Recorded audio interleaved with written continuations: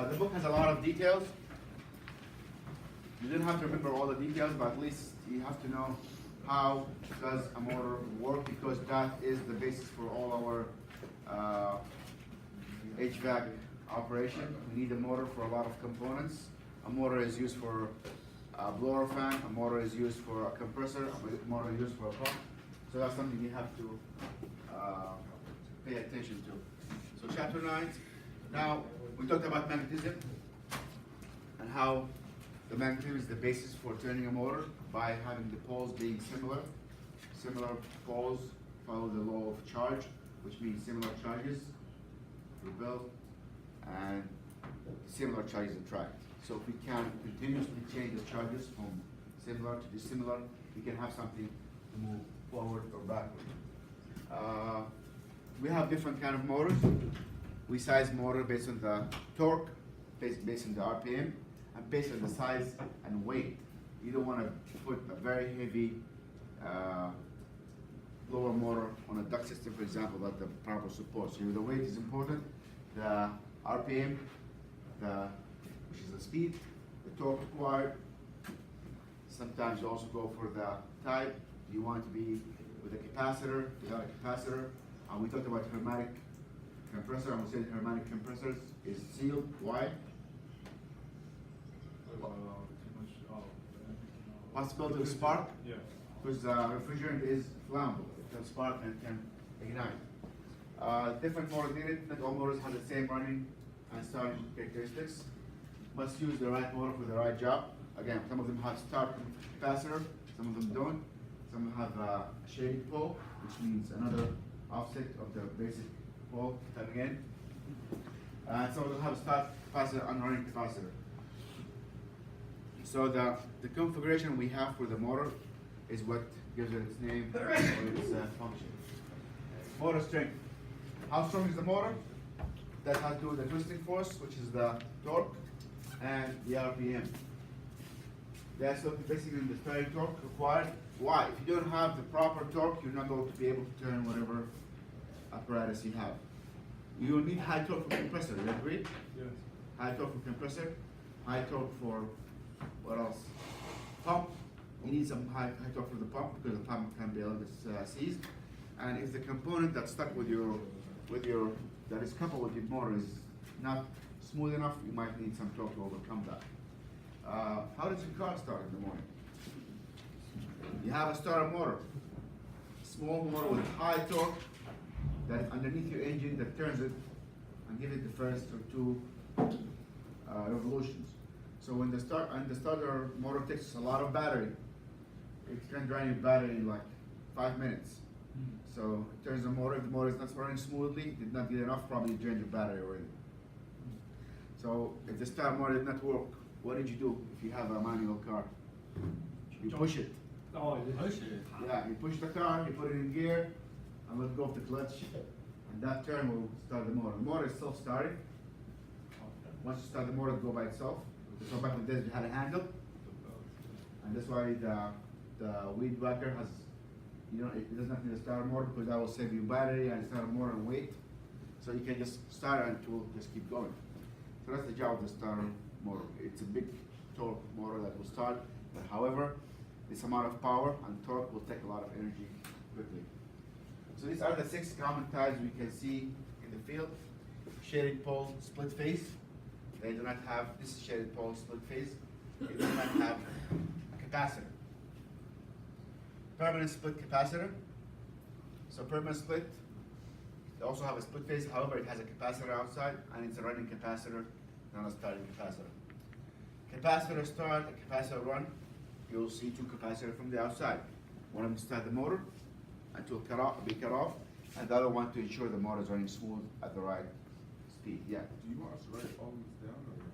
Yeah, you need to know. Yeah, all right, cool. Capacitor start. That's a regular motor with only one capacitor. It's only for start, then it will cut out. 3-phase. Does 3-phase require capacitor? No. No. 3-phase require different kind of voltage. 240 or 120, no, 240 is going to be 3-phase. And electronically commutated motor.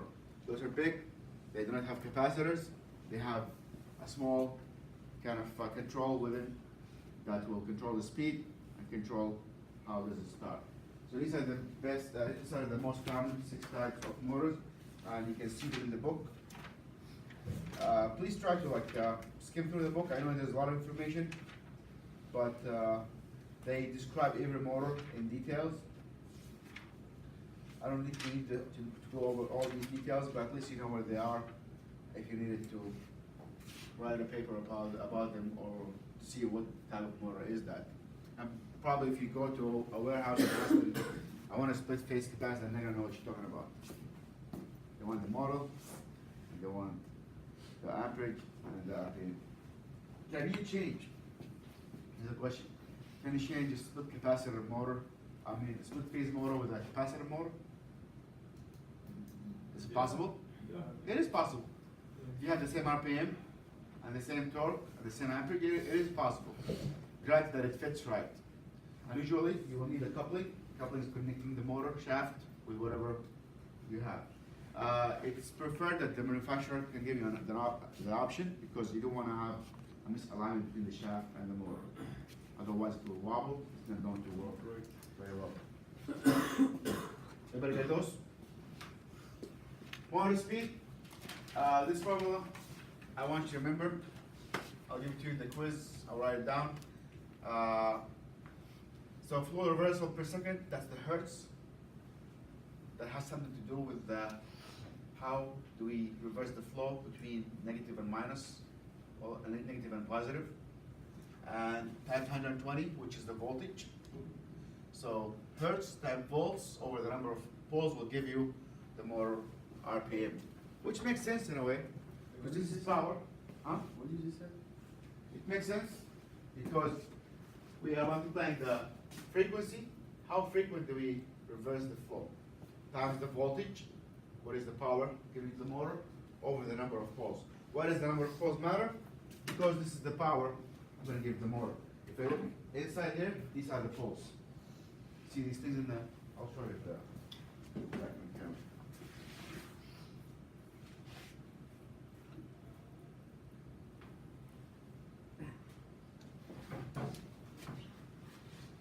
Two poles, you'll have 3,450. 4 poles, this one in commas. 6 poles and 8 poles. And what do we consider a pole? Good question. I'm asking myself. So you look at those little metallic parts here. These are the poles. Do we just count the poles here? No, that's something that has to be given by the manufacturer because 4 of them can act at the same pole at the same time. So the poles is how many different magnets do we have? So this is my rotor.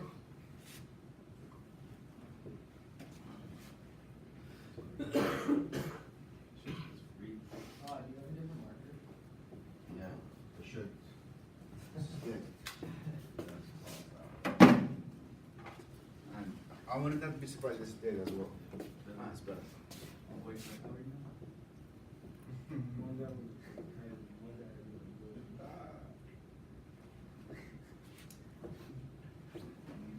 So this is 2 pole motor because I have 2 magnets, and they're both. This is a pole, and this is a pole. And the more you have, the more poles you have in the motor. So here, if you count those, probably you can go with something like 14 or 15. But this is an 8-pole motor. That's not something you will go and calculate physically. Probably have to look at the motor specification. But that will help you to know the RPM of the motor. Why would you need that? In case, why would you need that? Just in case you went to an old motor, everything is erased on it. You want to know what is the RPM so I can replace that motor. So you can go as a last resort and calculate the pulse of the motor and get the pulse of the motor. You have the voltage of the motor and you have the hertz. So speed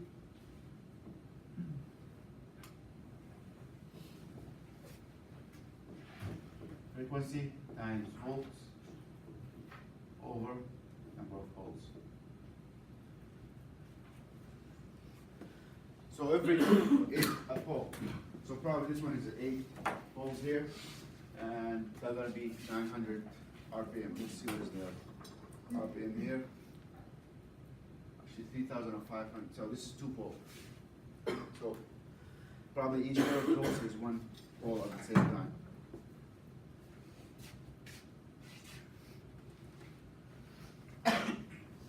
This is some of the components of these motors. Whenever you see, we'll take one apart this week, I'll put it back again, and look at the components. Whenever you see this squiggly line over here, which represents the coil, it's basically the winding. The winding, whether inside or outside. Starting capacitor, starting switch, different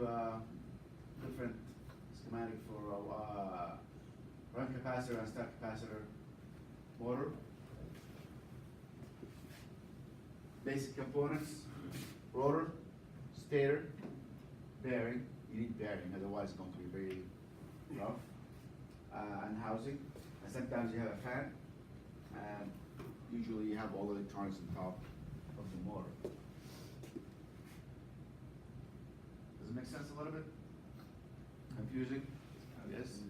Yeah, there's a lot of components and parts. I don't want you to get too much involved into it, but at least you can know the basic parts. But for this one, what really concerns me is, like, you do have to know that there's a rotor, there's a stator. And looking at this type of motor, you open it up, you see 2 switches. One of them is the centrifugal switch, and the other one is the thermal switch. The thermal switch here is connected to the winding, and it pops up if the motor overheats. And the centrifugal switch, you'll hear it click. If you hear a click when you turn on the motor, that means the centrifugal switch has engaged, which means that it achieved the proper RPM. Again, not all motors are the same. They get more and more complicated. When in doubt, what are you going to do? Look for the schematic. Do you fix the motor? Yeah. No. You don't fix the motor. Oh, well. You can fix it if you want to, but it's not your job in HVAC to fix the motor. You change the motor, you can send it out to be fixed. However, you have to know if it's actually broken or not before you go on and change the motor. It's more like electrical, right? If it's Yeah. electrical, Yeah. just throw it up. Big motors, they get rebuilt. Small ones, they don't get thrown out till you can send them out. But if it's a really small, probably just there is no use of rebuilding that, or even the copper is not worth the money and time. So we have open motors. They have a housing. It's a device that is not enclosed in housing. So this is an open motor. It's outside. Enclosed is the hermetics. They have a housing, a shell, completely sealed. That's the hermetic. You see in an AC, you always look, you see this big cylindrical black enclosure. This is a hermetic, the blue enclosure. You see the motor is inside here, all the components inside. Probably Bill has 2 cut out in there so you can look at, and a small little compressor here, 2-cylinder compressor, which looks like a car engine. What it does is you're rotating the shaft and it goes up and down, reciprocating and doing the compression. This is an enclosed motor, and this is an open motor. These enclosures, you do not do anything with them. You do not change them. You do not open them up. If over time you collect a few of those that are broken, you send them out, and they can be opened professionally because they are welded. They'll be cut, they'll be welded back, and it's very thick, at least 3 millimeter thickness enclosure. So either they work or they don't, and usually you'll see that whatever you need to do or test is from the outside. The capacitor is in the outside, and the power inlet is from the outside. Dimensions. That is not something you have to know about a lot, but the purpose of this dimensions that you have to look when you buy a motor. Again, we said you can replace a motor, granted that you have the right RPM and the right torque. However, if it doesn't fit the enclosure, the space first motor was in, it's not going to run properly. Why? The clearance can be difficult, can be different. But the distance between the motor and the shaft could be different. Shorter, not the same, or longer. So that will make a difference. It might not fit in the gun burner or in the AC. So if you look here, this shaft is calculated in length. You need to have the right coupling. If it's a little bit shorter or longer, it's not going to work. And you will see that if you tighten the squirrel cage a little bit closer to the casing, it's going to grind. It's not going to run properly. So that's why you need to have the right dimensions when it comes to motors. In a plant, let's say we're working with bigger equipment, in a plant or with big chiller or central air, you have to place the motor, make sure you have the right dimensions and make sure it's aligned properly. Probably then you have some of these issues where you have vibration, the motor is vibrating. Vibration happens when there is misalignment. The shaft is not running centrifugally, it has a length alignment. Even if it's like very one thou, it might vibrate over time. Longer shaft can vibrate more than shorter shaft because you have more leeway. Your car tire, if it's not well balanced, it will vibrate, right? And you have to balance it a little bit. So vibration is another issue that you don't want to have in your motor because eventually it will break your coupling and it will not run smoothly. So that's why we have to measure the dimension of the replacement motor, make sure it's exactly the same, or at least it's matching the dimensions. And that's why if you want to upgrade the motor, probably it's better to go to the manufacturer and check with the dimensions. Shaded pole motors, it looks similar to what we have here. So we use a small trace of the incoming voltage to offset the phase. So let's say you have a current. This is my motor. This is the current coming from the AC, plus or minus. We use a small pole, which a little bit before it hits the motor, we take a small shaded pole here just to offset the wave. So you take an early wave and offset it using a capacitor or some kind of component so we can offset the phase and throw the motor out of phase. It has been very common to using the capacitor because capacitor over time they go bad and it's not needed equipment in small motors. So current is induced into a shaded pole from the main winding. Reversing, you cannot reverse that because again we already set the motor to run with its own current. So we take a small part of the current and run it into the motor. If I have to give an example of that, it's your car. If you turn the car engine, there's so many components running to your engine. For example, your water pump, your oil pump. Your oil pump is turned by the engine itself. Some oil pumps are from external, and you have a belt from your engine to turn the oil pump.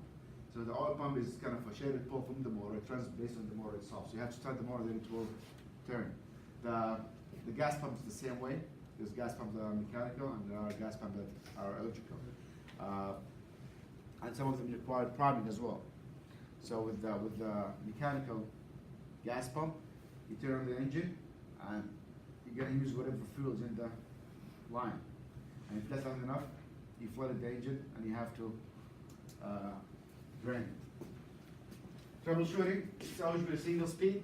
So shaded pole does not come with variable speed, single speed, because you already calculated how much the motor will run. They're very easy, they don't break because there's no capacitor, either they run or they don't. These are shaded pole, and you see them a lot in small fans and small appliances. Again, this is shaded pole. It's exactly what we see over here. They have no star capacitor, small torque. these motors are really that strong. You can stop it by hand, or small vice. It's not that strong. So the torque is really small. It's not that bad. It's not that good. I mean, not that strong. Small application, turning a small pump, fan, winding makes up the start torque. It's only the winding, and they do not reverse. So even if you reverse the polarity, it's still not going to reverse. It will run the same way. Capacitors, I'm introducing capacitors a little bit because we will need to know about capacitor before we go into capacitor start and capacitor run.